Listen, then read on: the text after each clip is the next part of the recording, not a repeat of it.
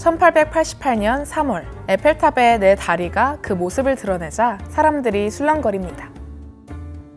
당대의 파리는 석조 건물들이 즐비한 도시였어요. 건축 재료로 철을 이용하는 것이 보편적이지 않던 시대. 그런 시대의 에펠탑의 네 다리는 자신의 철구를 위풍당당 드러내고 있었죠. 철로 만든 에펠탑이 들어서면 파리의 고전적인 아름다움이 훼손되지 않을까? 사람들은 걱정 어린 시선으로 에펠탑을 바라봅니다. 에펠탑은 도전적이었고 도발적이었습니다. 오늘은 GS 칼텍스 그리고 널 위한 문화예술과 함께 이 에펠탑으로 떠나보겠습니다. 제철 기술의 발전이 두드러졌던 19세기. 기술의 발전은 건축술에도 영향을 미쳤어요.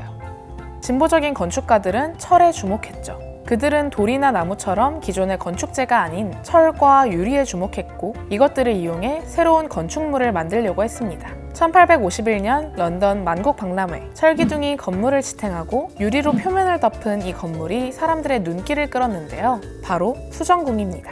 수정궁에는 돌이나 나무 같은 기존의 건축재가 전혀 쓰이지 않았고 때문에 영국의 기술 수준을 과시하는 상징적인 의미가 있었죠. 그러자 경쟁국이었던 프랑스도 가만히 있을 순 없었어요. 수정궁을 능가하는 기념물을 만들어서 1889년 파리 만국박람회에 전시하려 했는데요. 프랑스 정부 주도와 설계 공모엔 수백여 개의 응모작이 접수되었습니다. 그 중엔 귀스타프 에펠의 것도 있었죠. 에펠은 철과 관련된 구조물 제작에 일가견이 있던 건축가였는데요. 그는 자유의 여신상의 내부 철골조를 만들었고 또 철을 이용한 교량을 여러 개 건설해서 명성을 얻었죠.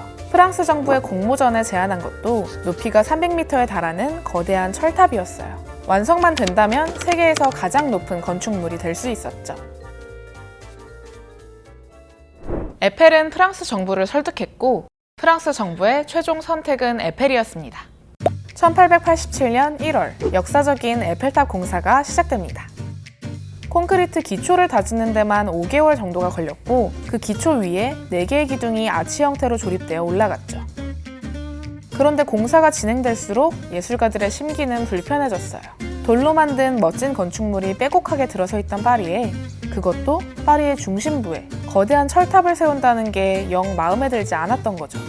그들은 에펠탑이 파리의 미관을 해치고 있다며 분개합니다. 예술가들의 불편한 심기를 뒤로한 채 4개의 다리는 아름다운 곡선을 그리며 솟아올랐고 1889년 3월 정상에서 하나로 합쳐졌습니다. 전체적으로는 아래로 벌어진 나팔 모양. 이런 구조는 바람에 대한 저항력을 높여줘 300m 높이에서도 구조물이 안정감을 갖게 했죠. 사용된 큰 들보와 철판이 13,038개, 리벤만 105만 864개에 달하는 엄청난 물량이 들어간 공사였고 공사 결과 만들어진 에펠탑은 프랑스의 철골 구조 건축이 얼마나 발전했는지를 명백하게 보여준 상징물이었습니다. 세워질 때는 온갖 불평불만을 다 들었던 에펠탑이지만 1889년 만국박람회가 개최되자 사람들은 에펠탑이 그리는 미려한 곡선에 감탄했고 직접 탑에 올라 파리 시내를 내려다보며 시각적 충격을 받기도 했죠.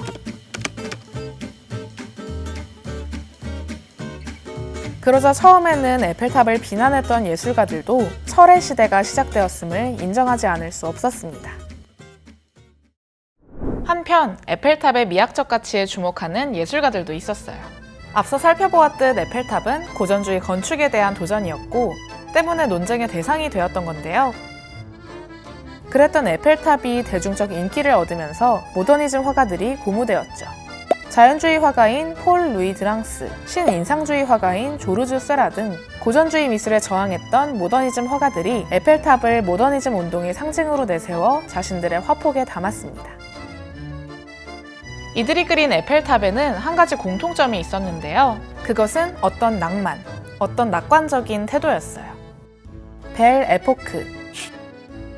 우리는 에펠탑이 세워졌던 이 시기, 19세기 말부터 20세기 초까지를 벨 에포크라고 부르는데요. 정말 좋은 시절이라는 뜻인데 당시는 정말 좋은 시절이었어요. 산업은 발전하고 새로운 기술들이 계속 개발되어 일상생활을 빠르게 바꾸던 시대. 사람들은 과학기술이 모든 문제를 해결할 거라고 믿었고 역사는 언제나 앞으로 나아가고 우리는 결국 행복해질 거라는 희망으로 가득 차 있었죠. 때문에 이때 에펠탑 그림에는 벨 에포크 특유의 낭만적인 시선이 스며들어 있습니다.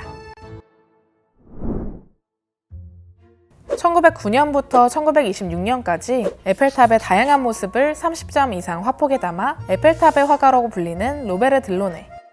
들로네에게서도 이런 종류의 낙관을 찾아볼 수 있는데요. 들로네는 피카소로 대표되는 입체주의 화풍에 속하는 화가입니다. 때문에 여러 각도에서 바라본 시점이 혼란스럽게 뒤섞여 있어 들로네 에펠탑은 형태가 와해되어 있죠. 하지만 들로네는 입체주의에서 더 나아갑니다. 그림의 흥얼거림을 담아낸 건데요. 이 그림에서도 에펠탑은 왜곡되고 구부러져 있는데 에펠탑뿐만 아니라 탑 주변에서 반짝이는 빛도 몇 개의 색면으로 잘라져 있고 빛들이 에펠탑의 형태를 침범하고 있죠. 전체적으로 색채가 꽤 다채롭게 사용되는데 이건 다른 입체주의 화가들과는 좀 다른 점이었어요. 다른 입체주의 화가들은 형태의 해체에 집중하기 위해 색채는 최대한 단순하게 가져갔다면 들로네의 그림은 형태를 해체하기 위해 오히려 빛을 끌어들이고 다채로운 색채를 도입하죠. 그래서 색들의 대비가 어떤 흥얼거림을 줍니다. 오르피즘. 들로네의 화풍엔 오르피즘이라는 이름이 붙었는데요. 그리스 신화에 나오는 음악의 신 오르페우스처럼 생생한 음악적 감동을 준다는 뜻이었죠. 이 그림에선 여러 빛들이 어우러져 아예 에펠탑을 덮어버립니다. 에펠탑은 거의 보이지 않고 갖가지 색면들만 부각되어 있죠. 밝은 색과 어두운 색, 차가운 색과 따뜻한 색이 교차하면서 리듬감을 만들어내고 있죠. 다른 화가들이 에펠탑을 그리면서 드러냈던 어떤 낙관, 어떤 낭만은 들로네에게선 흥얼거림의 방식으로 구현되었습니다. 가장 많이 사진 찍힌 기념물, 가장 많이 재생산된 기념물, 가장 많은 사람들이 방문하는 기념물. 오늘날 에펠탑을 수식하는 말들인데요.